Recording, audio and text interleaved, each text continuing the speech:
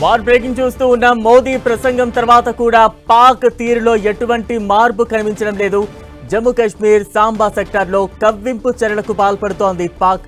సాంబా సెక్టార్లోకి పాక్ డ్రోన్లు దూసుకువచ్చాయి.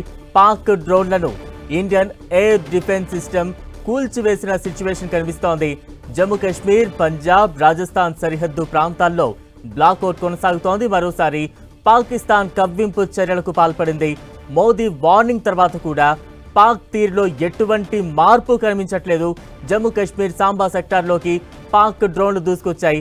పాక్ డ్రోన్లను ఇండియన్ ఎయిర్ డిఫెన్స్ సిస్టమ్ కూల్చివేసింది. జమ్మూ కాశ్మీర్, పంజాబ్, రాజస్థాన్ సరిహద్దు ప్రాంతాల్లో బ్లాక్అవుట్ కొనసాగుతోంది.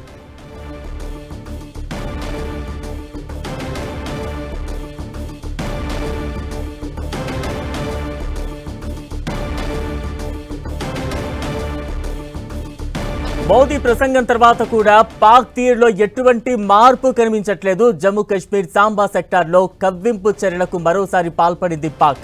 సాంబా సెక్టార్లోకి పాక్ డ్రోన్లు దూసుకువచ్చాయి. అయితే పాక్ డ్రోన్లను ఇండియన్ ఎయిర్ డిఫెన్స్ సిస్టమ్ కూల్చివేసింది.